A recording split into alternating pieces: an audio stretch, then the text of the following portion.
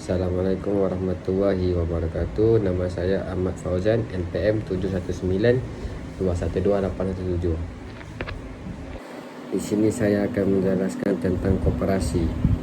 Koperasi adalah suatu perkumpulan yang beranggotakan orang atau perorangan atau badan hukum yang memberikan kebebasan kepada anggota untuk masuk dan keluar dengan bekerjasama secara kekeluargaan, menjalankan usaha untuk mempertinggi kesejahteraan jasmaninya para anggotanya. Sejarah Koperasi Indonesia. Di Indonesia, ide perkoperasian diperkenalkan oleh Arya Wiraatnaja yang pada tahun 1896 untuk mendirikan sebuah bank untuk para pegawai negeri.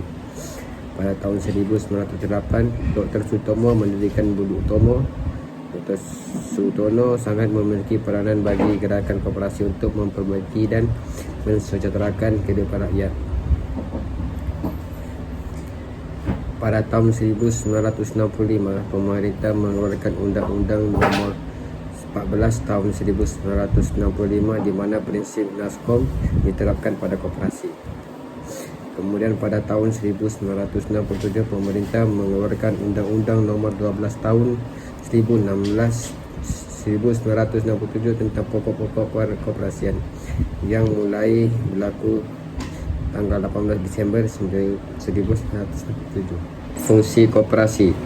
Fungsi koperasi untuk Indonesia tertuang dalam pasal-pasal 4 UU Nomor 25 tahun 1992 tentang perkoperasian, yaitu membangun dan mengembangkan potensi dan kemampuan ekonomi anggota dan khususnya dan masyarakat pada umumnya untuk meningkatkan kesejahteraan ekonomi dan sosialnya, berperan serta aktif dalam upaya mempertinggi kualitas kehidupan manusia masyarakat.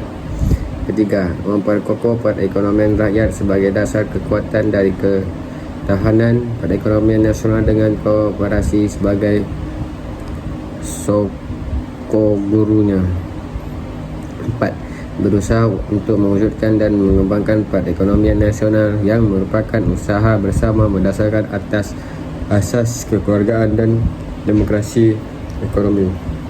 Pertumbuhan dan perkembangan koperasi. Pertumbuhan koperasi. Awal pertumbuhan koperasi di Indonesia dimulai sejak tahun 1896. Pertumbuhan koperasi Indonesia dipelopori oleh Arya Wiraatnaja Patih di Purwokerto 1996, mendirikan koperasi yang bergerak di bidang simpan pinjam. Perkembangan koperasi dalam sistem ekonomi terpimpin.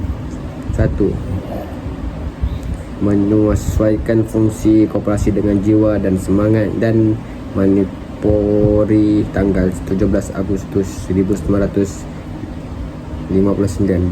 Bahwa pemerintah wajib mengambil sikap yang aktif dalam membina gerakan koperasi berdasarkan asas demokrasi terpimpin. C. Bahwa dengan menyerahkan penyelenggaraan koperasi pada inisiatif gerakan koperasi sendiri dalam taraf sekarang bukan saja tidak mencapai tujuan untuk membendung arus kapitalisme dan liberalisme. Kedua, pengembangan koperasi pada masa Orde Baru.